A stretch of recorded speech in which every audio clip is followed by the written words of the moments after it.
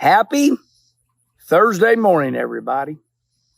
Last night, Wednesday night, I raced with the World of Outlaw late models over in Highland, Illinois. And I finished fourth.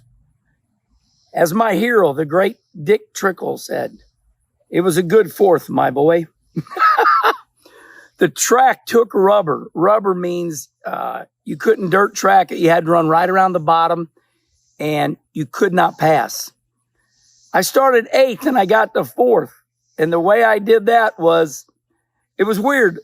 I kept getting stuck on the outside lane, which would be considered the bad lane. But, man, I had some John Force built into my car. I had some good forward drive built into my car. So on the start, I cleared the bottom lane, and I'd get in lane. You know, I'd clear the inside road, and then I'd get in. And then the caution came out a little bit later, and I got stuck on the outside again. Come to green flag, I'd clear the inside lane, I'd get down again, picked off a couple spots. Then I got by the 24, just clean on the bottom, and I finished 4th. We won 4th. on a single lane rubbered up track, I was like, yahoo! So we'll take that. Okay. Subject matter of the day. Boy, this one's a doozy for me, but I can do it. I was talking to Charlie Marlow, who is my YouTube manager. You know, the reason I got hooked on doing this was Charlie. When I moved from Charlotte, North Carolina, back to my hometown of St. Louis, Charlie Marlow called me, said, Herman, let me start you a YouTube page.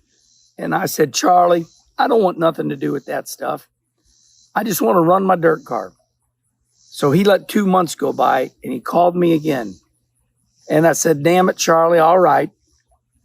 And here we are today. So Charlie is not just my YouTube manager. What that means is he puts everything up. And he's the one that knows. He's got all the digital savvy. He knows how to do all that stuff. I can barely get on social media. So Charlie and me, we talk on this Thursday morning, and I said, hell, I don't know what I'm going to talk about on Coffee with Kenny. I said, what's going on out there? And he said, did you see that Kyle Petty said everybody's complaining too much about the next gen car? And Dale Jr. responded and said, Kyle, I love you, but you're wrong. Oh, boy, this is right up my alley. I love it. So I'm going to give you all my opinion.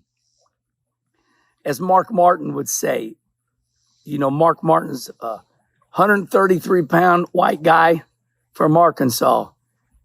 And he says, there's beef. Hey, man, we got beef between Kyle Petty and Dale Jr., and I'm here for it. Beef is, you know, rap music.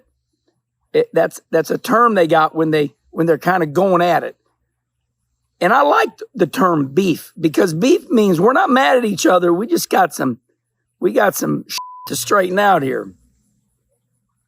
So I'm going to give you what I think. First of all, this should be a lesson to all of you that you can have beef. And I'm going to bring that word up, that phrase. I want you all to start using that.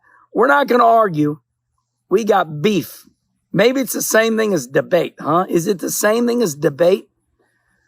So Kyle Petty comes out and he goes, man, now this is Kenny Wallace. I'm paraphrasing all this, so don't hold me to word. Remember, I'm a race car driver.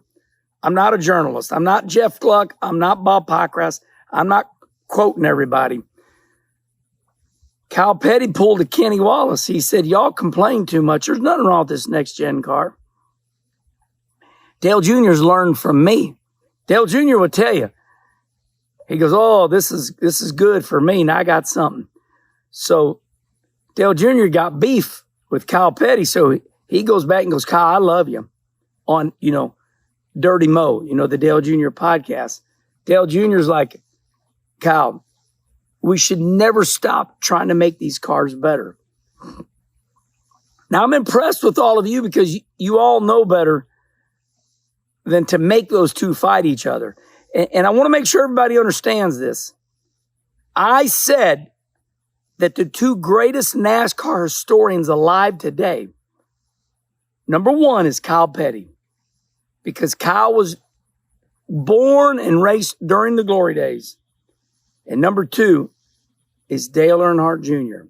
Those two are God's gift to NASCAR. It amazes me that NASCAR just doesn't bestow an award or like, our NASCAR historians are Kyle Petty and Dale Jr. And when I talk to Kyle, I mean, he knows everything. Charlie's got to beep all that out. I'm not even mad. I feel so strong. So this is pretty cool to watch two heroes kind of go at it. I love them both dearly. Kyle and me, we're just good friends because, we got it going on. What we got in common is that motorcycle ride, the Kyle Petty charity ride. Dale Jr. and myself, we just texted each other yesterday. We're having the big garage sale, August 23rd at 8 a.m. Saturday. And I was going through the shed and I found my slot car box. And I made Dale Jr. a little 30-second video. I said, look at here. I said, I found my slot car box. And he goes, man, he said, I still got mine and I wished I'd have got into that more. But I got to tell you, it warms my heart to see these two agree to disagree. And that's the way it ought to be. Somebody said to me last night at Highland, every single person comes up to me and goes, I love Coffee with Kenny. And I said, it's so weird. I said, it's the easiest thing I do. And Charlie says, Herman, Coffee with Kenny's our bread and butter. Hell, you go on there on YouTube, the one I did, I said NASCAR's in trouble. That son of a bitch is at 130,000 views. But my point is everybody at these racetracks, I mean, hundreds of people, they stand in line. And you all were there at Highland last night. I had about 20 people standing around me, and every one of them, it's all they want to talk about is Coffee with Kenny, because we bring up the greatest subject matters there are. So as far as Kyle Petty and Dale Jr. having beef, I'm here for it. Me and my wife argue, and we still love each other. She still makes love to me when we go to bed. Oh, he did not say that. Oh, yes, I did.